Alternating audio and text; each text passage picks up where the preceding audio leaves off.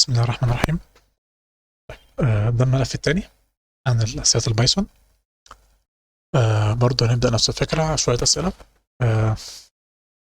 مطلوب منك تكتب كود يعد ويطبع عدد الهيدروجين بوند اللي هتتكون بين أو لو يعني لما اليوزر يكتب DNA سيكونس بأي طول، الكود بتاعك هيحسب عدد الهيدروجين بوند اللي هتتكون بين السيكونس ديت والكومبلمنتري بتاعها. تمام. لو انت مش عارف، ف ال A وال T بيكونوا 2 هيدروجين بوند، وال C وال G بيكونوا 3 هيدروجين بوند. تمام.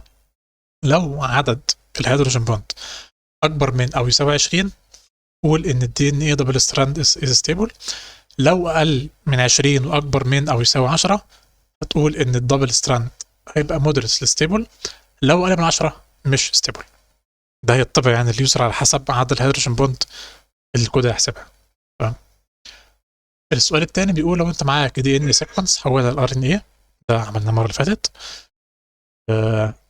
او ده كان مطلوب يعني في السؤال بتاع الملف اللي فات.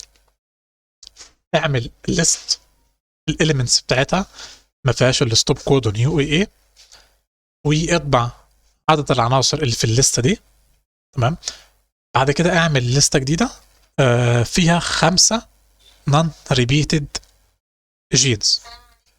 هتجيبهم منين؟ من الليست اللي انت لسه عاملها من شويه. تمام. بعد كده هترتب الجينز دي اللي هم ال5 دولت بحيث يبقوا عدد تصاعدي. يعني مثلا الجين فيهم 5 نيوكليوتايدز، الجين تانية فيها مثلا 10 نيوكليوتايدز، وواحدة تالتة مثلا فيها 2 نيوكليوتايد، فهترتبهم الاثنين بعد كده 5 بعد كده 10. تمام. وادي مثال مثلا للانبوت سيكونس بتاعتك اللي انت تشتغل عليها السؤال التاني. حلو. طيب ايه اللي انت محتاجه علشان تقدر تحل الاسئله دي؟ فكر شويه واكتب اللي انت هتفكر فيه، بعد كده بص على اللي انا كاتبه. اول حاجه محتاج تعرف ازاي ارن كود لما شرط معين يتحقق. تمام. ايه هي الليست اللي احنا عاملين نتكلم عنها في السؤال الثاني؟ الليست دي. تمام. ازاي ارتب عناصر في ليست بناء على كونديشن، يعني اولا ازاي ارتب عناصر في ليست عامه، وازاي ارتبها بناء على كونديشن معين اللي هو مثلا طول الجينز او عدد النيوكليوتايدز اللي في كل جين.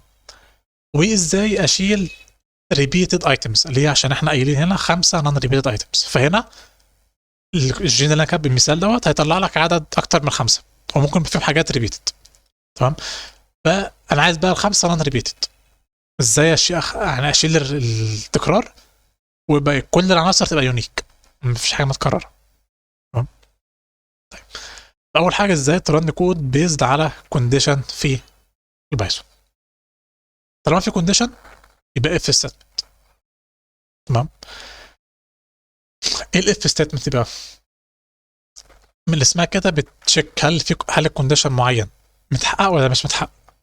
تمام. لو مفيش ترو فاليو، طيب خلينا نشوف ازاي بتتكتب، بعد كده نرجع للنقطتين دول. الاف ستيتمنت ليها كذا طريقه او كذا فورم، يعني معنى صح. ممكن تكتب اف وبعد كده الكونديشن بتاعك، بعد كده نقطتين فوق بعض وتدوس انتر، فهتلاقي المؤشر اتشفت لقدام، فتكتب الكود اللي هيتنفذ لما الكونديشن ده يبقى ترو. او تكتب اف كونديشن برضو الكونديشن بتاعك، لو ترفعوا بعض بعد كده انتر، هتلاقي مؤشر اتشفت، هتكتب الكود بتاعك اللي هيتنفذ لما الكونديشن يبقى ترو.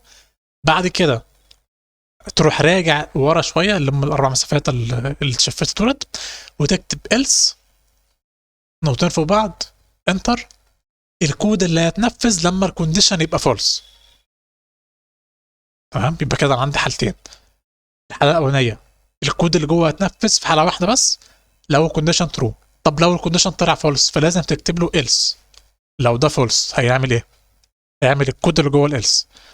طب لو انا عندي اكتر من شرط، فتبقى اف الاف الثانيه الثالثه الرابعه الخامسه المليون اللي ما لا نهايه.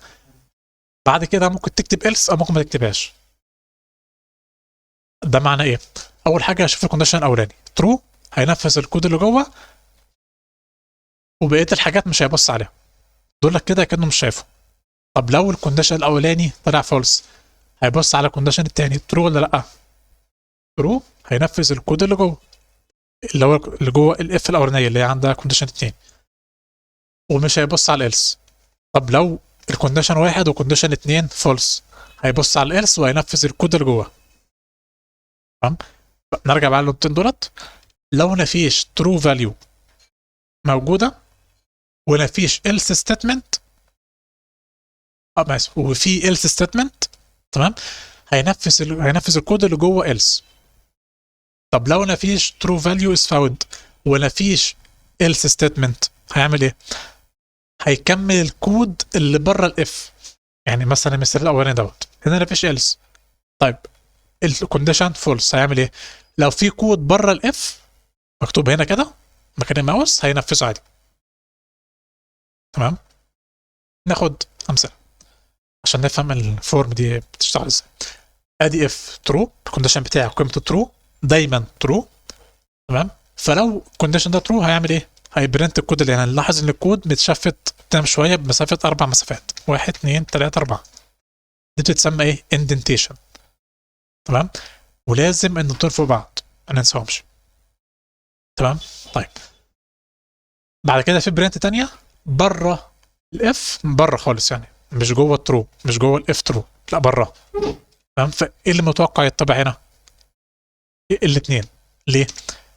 هي هتتبع علشان الكونديشن ترو، واللي بره كده كده هتتبع اصلا علشان هي اصلا بره الاف، ده كود عادي مش جوه الاف.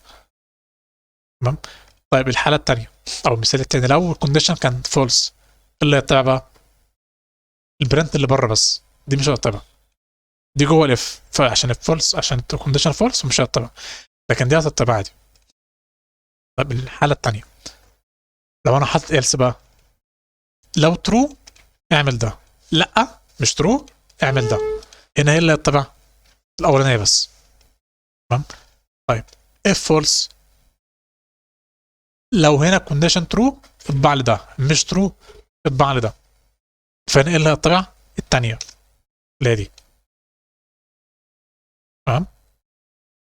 طيب الحاله الثالثه بتاعت الاف بقى، الاولاني ترو، تمام، والثاني ترو في ايلس. هنا انهي واحده من الثلاثه هتتبعوا؟ الاولانيه بس. ليه؟ علشان دي ترو، هينفذ ده، ودول اكني مش شايفه. اه I will only do this، البرنت اللي جوه الترو الاولانيه. طيب ماشي. لو خلينا دي او عكسنا بقى، او خلينا دي بقى فولس، بعد كده ترو وإلس، يعني انهي واحده تتبع؟ واحد هنا كده مثلا، اللي هي الاف، والإلس انا مش شايفها. لو الاثنين فولس، يطبع اللي جوه الإلس الاخيره. تمام. ممكن نعمل خليتين تانيين.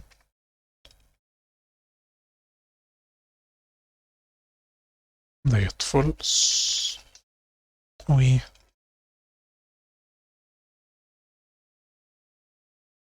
ماشي. ماشي. طيب نبص بقى ونركز هنا مثال ده.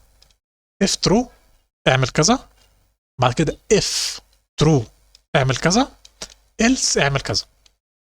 انهي واحده بالثلاثه اتبعوا؟ فكر شويه. مم. اول الثانيه اتبعوا.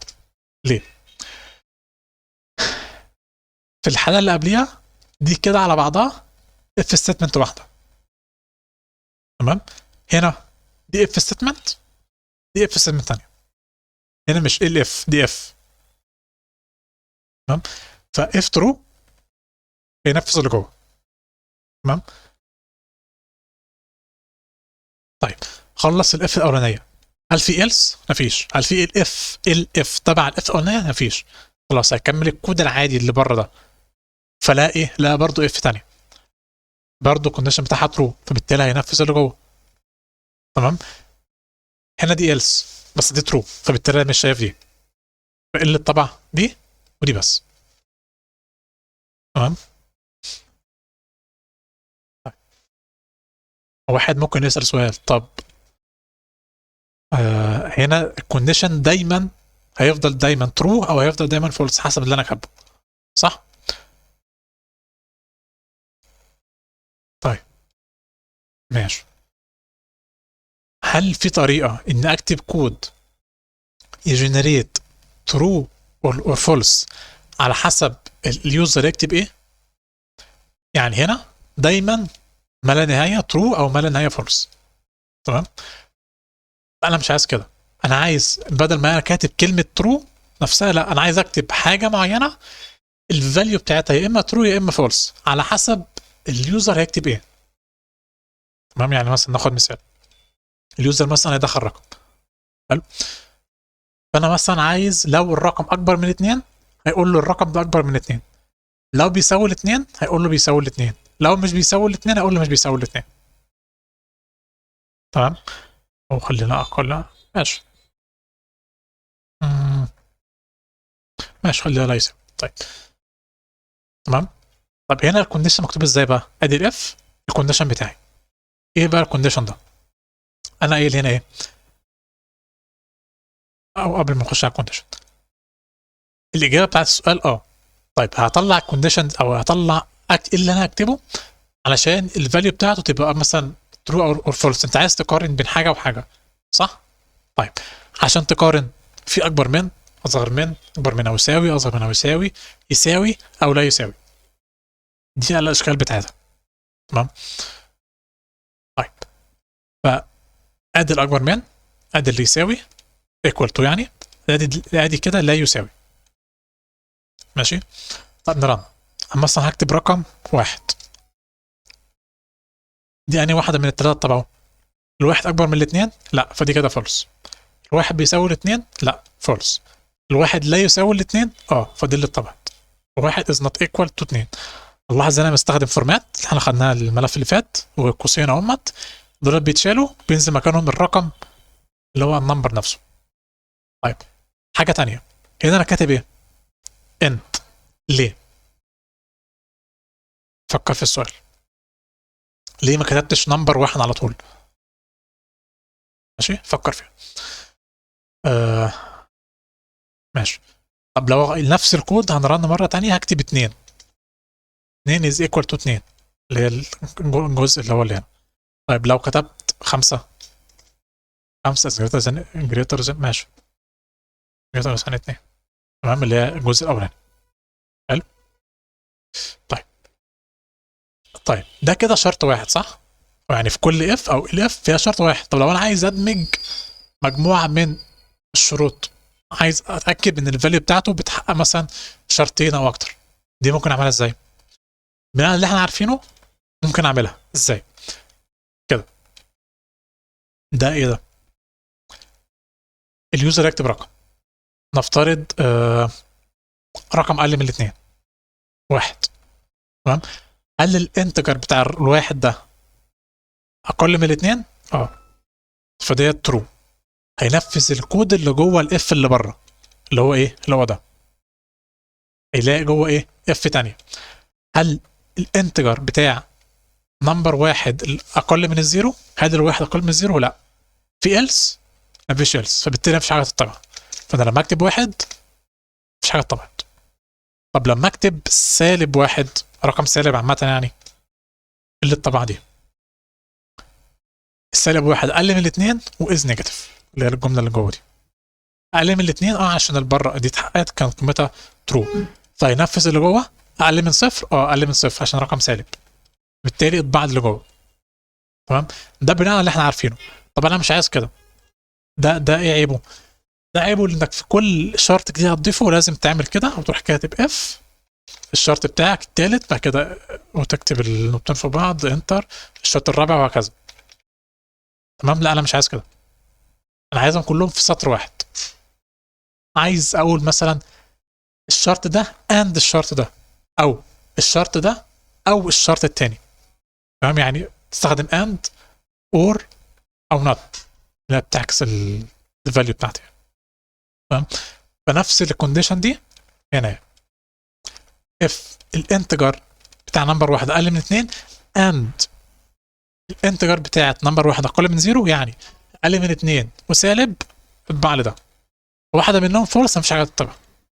يعني لو شرنينا كده سالب واحد اهو طبعا، واحد مفيش حاجه تطبع. تمام. طيب ليه انا كاتبهم ان اي او اللي هي اختصار النوت اند اور؟ عشان الترتيب بتاعهم، ترتيب تنفيذهم.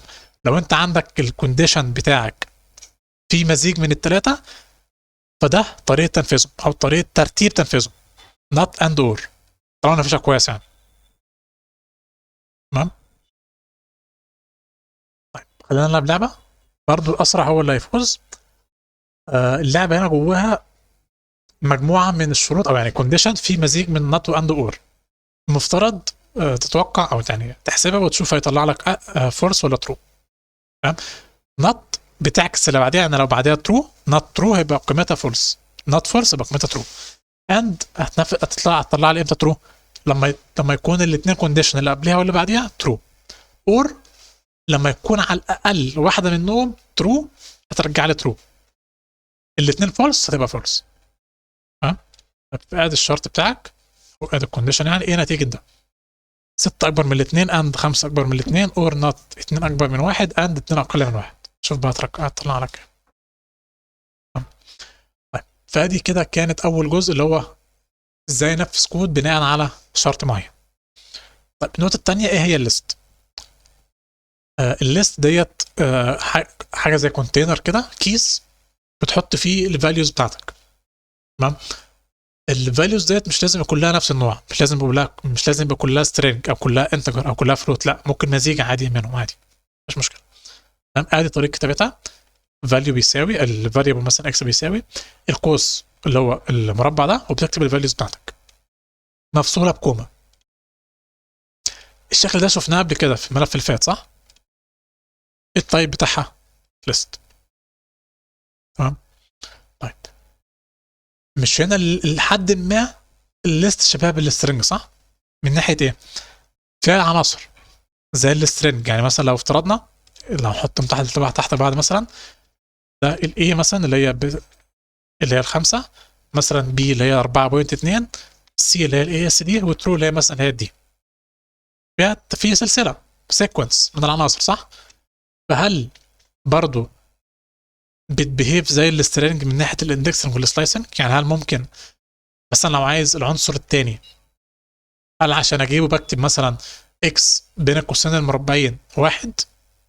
وهل مثلا لو عايز سلايس مثلا من الثاني للاخر، هل مثلا بكتب واحد نقطتين فوق بعض وبسيب الرقم الاخير فاضي، ولا بتشتغل ازاي؟ ده اجابه بقى الاسئله دي. تمام. هات الفيرست اليمنت، اللاست اليمنت، ومن السكند للثيرد اليمنت. تمام. تجاوب يعني على الاسئله. طبعا انا مش بجاوب عشان الاقي نفس الحل بتاع السترنج. ماشي. طيب شويه صح. طيب ازاي تكريت ليست؟ ادي طريقه. تمام. اللي هو قوسين مربعين وتحط الفاليوز نفسها. ممكن تكريت ليست فاضيه بالطريقه دي، فتجربها وترنها وتشوف الاكسل بشكل عامل ازاي. تمام.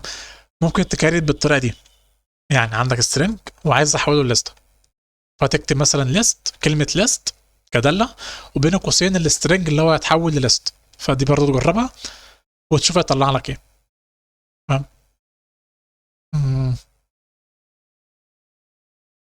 ممكن برضه تعمل ليست فاضيه، اللي هو مجرد يبقى القوسين بس فاضيين، يعني اكس بيساوي القوس بتاع الليست وفاضي ما فيهوش اي عناصر. تمام. طيب بما ان هنا كريت ليست فاضيه هنا وهنا، ده معناه ان انا في امكانيه، هل في امكانيه اللي ممكن اضيف عناصر للليست او اغير عناصر جوه الليست؟ خلينا نبدا بالسؤال التاني اللي هو هل ممكن اغير عناصر جوه الليست ولا لا؟ ادي سترينج حولته الليست، هنطبعه الليست القديمه. بعد كده هنعمل حاجه، نركز. ادي الليترز اللي هي الليسته. العنصر الثالث بيساوي العنصر الثالث دوت ابر، ده القديم ده الجديد. اللي اختلف ادي العنصر الثالث بدل ما كان دي سمول بقى دي كابيتال. ليه العنصر الثالث وليه حولته لكابيتال، او يعني اشمعنى ده اتحول لكابيتال؟ هنا انا بقول ايه؟ اللتر التالت قيمته خليها لي اللتر التالت دوت ابر، يعني اكن جبت اللتر التالت اللي هو حرف الدي سمول، وبما انه ده سترينج والسترينج عندها ميثود اسمها ابر اللي هي بتحول لكابيتال، فحولت الدي سمول لدي كابيتال. تمام، يعني معنى صح دي كده اكنها اتشالت وبقت دي كابيتال سترينج. فبقول له خلي لي اللتر التالت بقيمته بقى هتبقى الدي كابيتال، فبقى كده. تمام. طيب ليه اللفه دي؟ ليه احول لليست بعد كده اروح مغير؟ ليه ما ينفعش اغير على طول الدي السمول دي الاولانيه ليه للدي كابيتال وهي سترينج على طول بنفس الطريقه دي؟ لا، نجرب. بيقول لك ايه؟ السترينج does not support item assignment، ما ينفعش اغير الفاليوز اللي جواه بالطريقه دي. لكن الحاله اللي احنا عايزين نعملها دي اللي هو الريبليسنج دوت، ممكن نعمله ب الريبليس. بس ناخد بالنا السؤال بيقول انا عايز احول اول دي بس، هنا في دي تانية انا مش عايز احول دي، انا عايز احول الحرف التالت بس. تمام. طيب هتستخدم ريبليس، بس لو استخدمتها بالطريقه العاديه اللي احنا عارفينها اللي هو القديم كوما الجديد، هيحول الاتنين دي. انا مش عايز كده، انا عايز الدي الاولانيه بس هي تبقى كابيتال والدي الثانيه تبقى زي ما هي سمول. طيب ففي انت تانية بتقول لك ايه؟ استخدم الداله اللي اسمها هيلب. تمام، تستخدمها ازاي؟ هيلب بين القوسين هتكتب زي ما انا كاتب كده str دوت ريبليس، اسف من غير القوسين كده. تمام، فهنجربها اهي str دوت ريبليس. فالهيلب بتعمل ايه؟ بتشرح لك الميثود دي اللي اسمها ريبليس اللي هي جوه السترنج بتشتغل ازاي، بتاخد انبوتس ايه. تمام، فحاول تقرا بقى وتشوف اللي انت ممكن تضيف فيها وتستخدمه فيها علشان تعدل الدي الاولانيه وما تعدلش الثانيه. تمام، ماشي. طيب ادي التعديل. هل لو انا عندي لسته فاضيه ممكن اضيف فيها عناصر؟ ازاي؟ في كذا طريقه حسب انت عايز تضيف فين، في الاخر الليسته ولا في مكان معين في الليسته. مثلا ادي الليسته بتاعتي ايه، عايز اضيف النيوكليوتايد اللي اسمها ايه. تمام، في الاخر فبنستخدم حاجه اسمها ابند، فنرن ادي البرنت الاولانيه اللي هي بيفور ادنج، ادي الليسته الاصليه اللي هي دي اي سي جي تي سي سي جي اي تي. تمام. طيب بعد الاضافه نفسهم الحاجات هي هو نفس الكلام، بس في الاخر اللي اتضاف حرف الاي. نعمل كده الاي اللي في الاخر الاي اللي هي نيوكليوتايد دي اتضافت في الاخر. حلو. طيب دي انهي برنت؟ ثالثه دي. طب في برنت في النص اللي هي الامر بتاع الابند نفسه، ده رجع لي بقى none. هنا عندك سؤال بيقول ايه؟ what did you notice in the second print اللي هي بتاعت الابند دي اللي هو طلع لي none. تمام، هل الابند، السؤال بقى تاني، هل الابند بتعدل الليسته الاصليه اللي هي الجين ولا بتكريت لسته جديده؟ والسؤال الثالث اللي هو العنصر الجديد اتضاف فين؟ تمام. طيب لو انا عايز بقى اضيف في مكان معين، يعني ادي النيوكليوتايد اللي انا عايز اضيفها، مش الفكره برضه. ماشي، هنطبع الليست قبل الاضافه والامر بتاع انسيرت.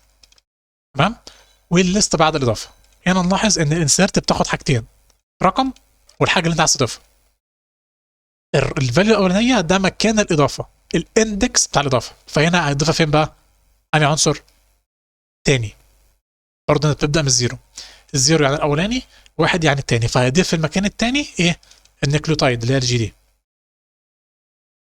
تمام، ادي هنا اي سي ده قبل الاضافه، بقت اي جي اي سي، بقى المكان التاني فيه الجي اللي هي النيوكليوتايد. وبرضه نفس الاسئله، لاحظت ايه في السكند برنت؟ هل الانسيرت بتموديفاي الاوريجينال ليست ولا بتكريت لسته جديده؟ والمكان العنصر الجديد ضاف فين؟ طيب بس عندي مشكله، دي بعد الاضافه واللي فوق بتاعت الابند برضو لسه ليست، انا مش عايزهم ليست، عايزهم ارجعهم تاني سترينج بالاضافه بتاعته الاضافه الجديده. انا ممكن ارجعها تاني سترينج في ميثود تبع السترينج اسمها جوين. تمام، بتشتغل ازاي؟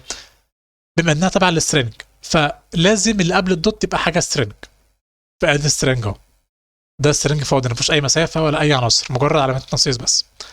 بعد كده دوت اسم الميثود والحاجه اللي انت عايز تجمع عناصرها وتبقى سترينج. يعني نرن ونشوف اللي يحصل. ادي الجين اللي هو الاخير ده، تمام، ده كان ليست هنا، هنا بقى ايه؟ بقى سترينج. وشكله ايه العناصر اللي فيه؟ A G A C وبقيه العناصر. فده الجين بعد الاضافه اتحول من ليست لسترينج. طيب خلونا كده نعمل برضو نفس الفكره، بس بدل ما هي سترينج فاضي لا نكتب 1 2 3 او اي فاليوز ثانيه. اللي حصل A اول عنصر في الليست، بعد كده 1 2 3 اللي هو السترينج دوت، بعد كده تاني عنصر في الليست، بعد كده 1 2 3 تالت عنصر في الليست 1 2 3 وهكذا.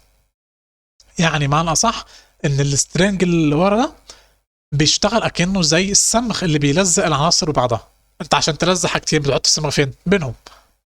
فنفس الفكره، تحط السترنج بتاعك بين العنصر الاولاني والتاني، بعد كده بين التاني والتالت، بعد كده بين التالت والرابع وهكذا. تمام. طيب لو انا عندي ليست فيها عناصر كتيره جدا، تمام، ملايين العناصر مثلا او ارقام كبيره يعني، او عدد كبير، وعايز اعرف هل رقم القيمه اللي هي 1 دي موجوده فيها ان ات ولا لا، استخدم ايه؟ استخدم ان. ادي الليسته، عايز اتاكد هل ال10 دي موجوده في الاكس دي ولا لا. فهل 10 ان اكس تتوقع هيرجع ايه القيمه بتاعته بايه؟ ترو اور فولس. لا موجوده ارجع لك ترو، مش موجوده ارجع لك فولس. طيب بس هنا الليسته بتاعتي كان فيها كام 10؟ 3 عشرات. طب هل في طريقه تخليني اعد الليست فيها كام 10 او كام تكرار يعني بتاع العناصر؟ عايز تعمل ايه؟ عايز تكاونت، فاكس دوت كاونت والفاليو بتاعتك اللي انت عايز تعدها، ففي كام 10؟ في 3 عشرات. تمام. طب هل العناصر دي مترتبه؟ لا، 10 11 12 15 بعد كده 13 11 15 19 20. انا مش عاجباني، انا عايز ارتب الدرجات دي مثلا الصمودي. عايز تعمل ايه؟ عايز ترتب، يعني ارتب يعني سورت. تمام، ادي الاكس قبل السورت، بعد كده اكس دوت سورت، بعد كده افتر سورت. قبل السورت اللي هي الليسته الاصليه، بعد السورت 3 عشرات، بعد كده 11 11 12 13 15 10 بعد كده 18 19 20. الاكس دوت سورت عملت ايه؟ طبعت حاجه؟ لا. دي معناه ايه؟ اللي مفيش اوت بوت من السورت. امال التعديل تم فين؟ في الليست الاصليه اللي هي الاكس. تمام. طب انا مش عاجبني الترتيب ده، عايز ارتب تنازلي، يعني عايز العكس. تمام، ادي الليست الاصليه مش مترتبه، هترتبها. حلو، التعديل هيتم في الاكس الاصليه. جميل، عايز بقى تعمل ايه؟ عايز تعكس الترتيب اللي هو التصاعدي عشان يبقى تنازلي. فهتعمل ايه؟ استخدم ميثود اسمها ريفرس، هتبقى اكس دوت ريفرس، فبالتالي هيعكس لك الترتيب ده. ده مترتب تصاعدي، فلما يعكس هيبقى مترتب تنازلي. فالمفترض انت تكتب الاجابه بتاعتك اللي هو هتبقى تستخدم ميثود اسمها ريفرس علشان تعكس الترتيب التصاعدي. طيب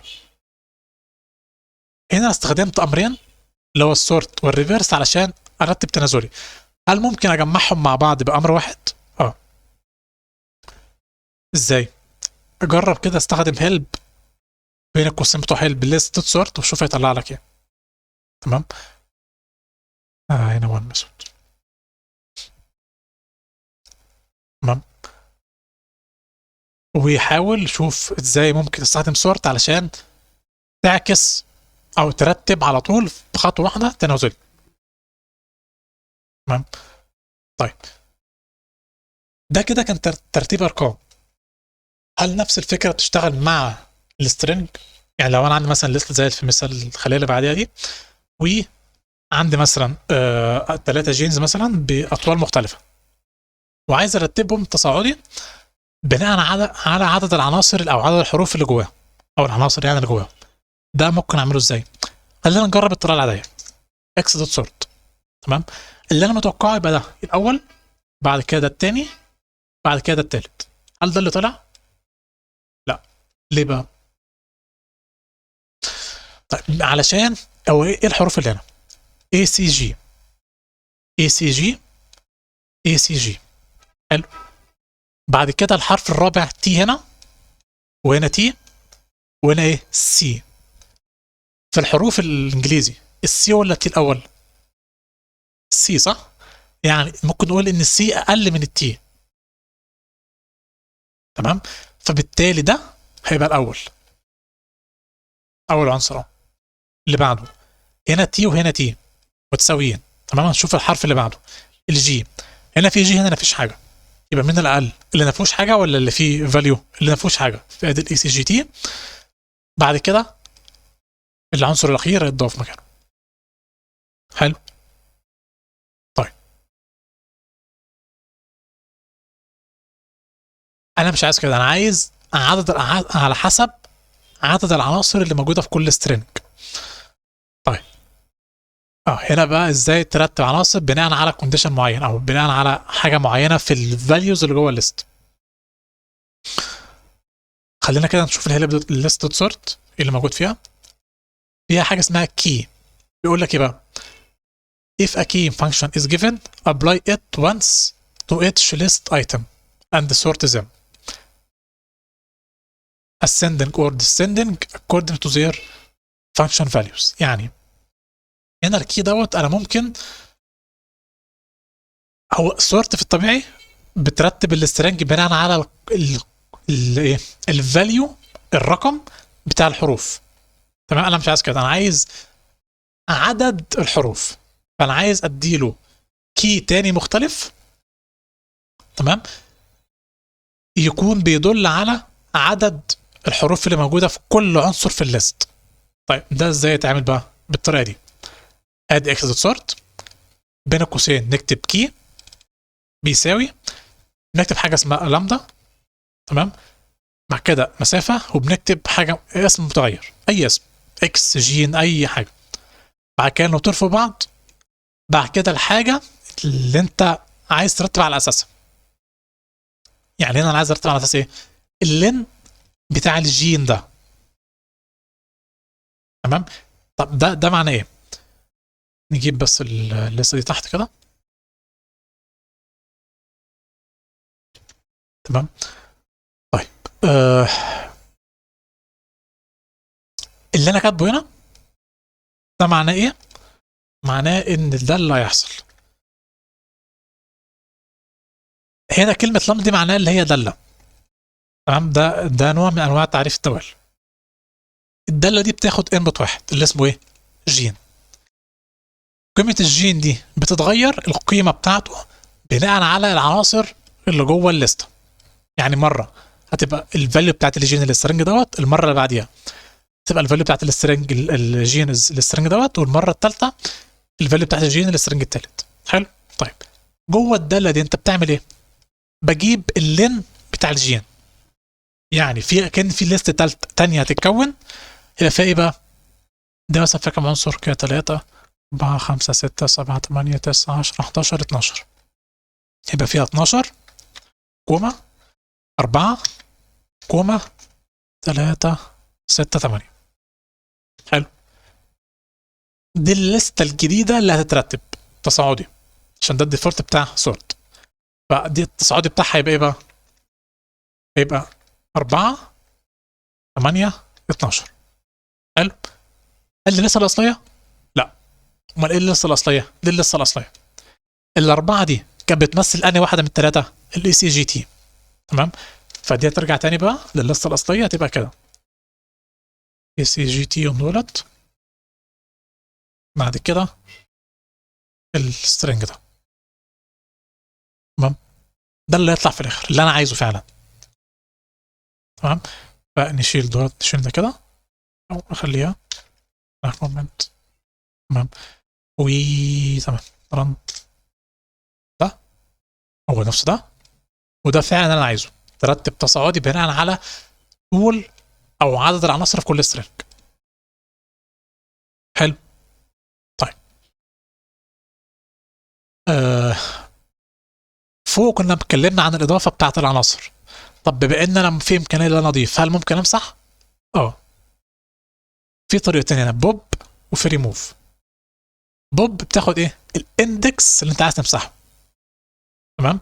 ريموف بتاخد الفاليو، يعني ادي الليست اهي، انا عايز امسح الاندكس الثاني اللي هو او العنصر الثاني، فالاندكس بتاعه كام؟ رقم 1، فاكس دوت بوب 1 ادي 1 3 4. نفس الفكره، لو انا غيرت بوب خليتها ريموف ونفس الرقم اللي هو الواحد، هيمسح لي بقى الفاليو نفسها اللي اسمها 1، تبقى لي 2 3 4. تمام. طيب ازاي امسح عناصر متكرره؟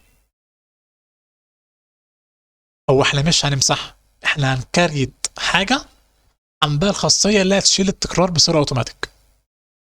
ايه الحاجه دي؟ السيتس. تمام، يعني عندي مثلا اكس، القوس اللي هو الكيرل براكس دوت 1 2 3 كوما والسترنج ايه. تمام. بعد كده عندي الواي 1 1 2 3، وهنطبع الاثنين. ايه اللي حصل؟ الاكس اتطبعت عادي بنفس الاربع عناصر. الواي انا كاتب هنا 4 صح؟ بس ايه اللي اتطبع؟ 3 بس، 1 2 3. ليه؟ علشان ده حاجه اسمها سيت. تمام، فالسيت دي عندها القدره انها تشيل التكرار. لو عندي عناصر متكرره جواها، لا هي بتخلي العناصر جواها يونيك بس. تمام. ازاي تكريتهم؟ طيب واحد ممكن يخمن، طب بما ان دي لحد ما شبيهه بالليست، هل ممكن اكريتهم اكريت السيت بالطريقه دي؟ اللي انا مجرد اكتب الليست او القوسين بتوع السيت فاضيين. شوف، ادي هنا مره قوس فاضي بتاع زي القوس اللي هنا دوت، ومره تانية بستخدم الداله اللي اسمها ست. حلو. وطبعت الطيب بتاع الاكس والواي. ايه ده؟ ديكت. ده الطيب هنشوفه بعد كده، بس ده مش ست. التاني ده ست، لكن الاولاني لا، في حاجه اسمها ديكشنري، فهنشوفها في الملف الثالث او الرابع، الثالث او اللي جاي يعني. تمام. طيب هنا برضو لو انا دي بان دي داله، فهي ممكن تاخد حاجات تحولها لست. تمام. فادي الليست ايه، 1 2 3 4 4 في عناصر متكرره، لما احولها للست فهتشيل التكرار، ف 1 2 3 4. تمام. طيب حاجه فيها عناصر، وبناء على اللي احنا عملناه في السترنج وفي الليست، اول حاجه بدانا بيها ايه؟ الاندكسنج والسلايسنج، صح؟ فده اللي احنا هنبدا بيه هنا، صح؟ جرب بقى انت تعمل اندكسنج والسلايسنج. تمام. وجرب اعمل ابديت مثلا للفيرست اليمنت، اللي هي لو هتاخد مثلا نفس العناصر اللي هنا، حوله لاي حاجه تانية. تمام. وقول لي انت لاحظت ايه، او يعني اكتب انت لاحظت ايه. تمام. طيب طبعا اللي هيطلع هنا حاجه مختلفه عن اللي حصل قبل كده. طيب الاضافه، هل ممكن اضيف اليمنتس؟ في ميثود جوه الست اسمها اد، بس هنا اد بتاخد عنصر، بتضيف عنصر واحد في المره الواحده.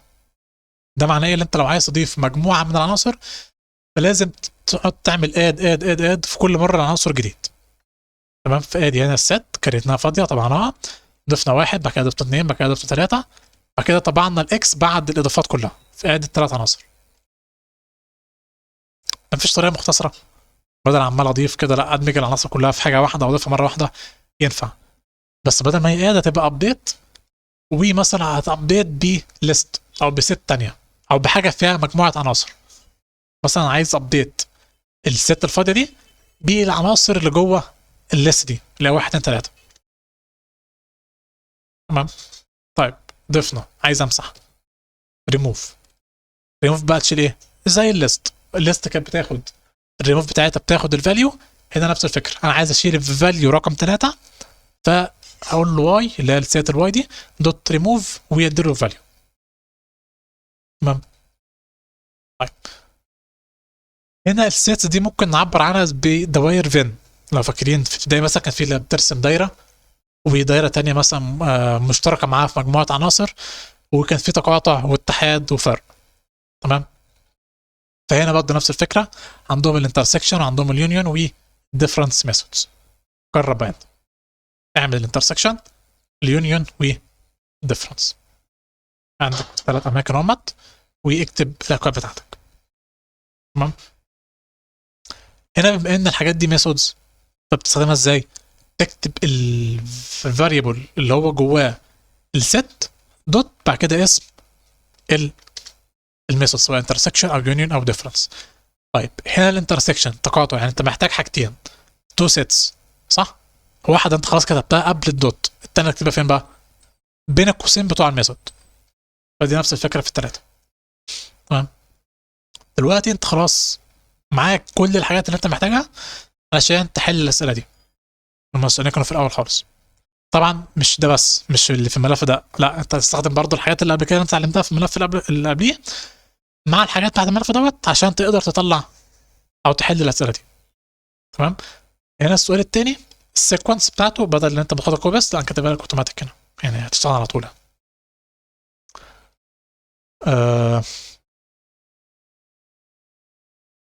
طيب برضو هنا في نفس الفكره برضو في شويه ميثودز زياده في الليست وفي السيتس. حاجه اسمها اكستند دي في الليست، وفي الست حاجه اسمها ديسكارد، فلو عايز تجربهم يعني. تمام.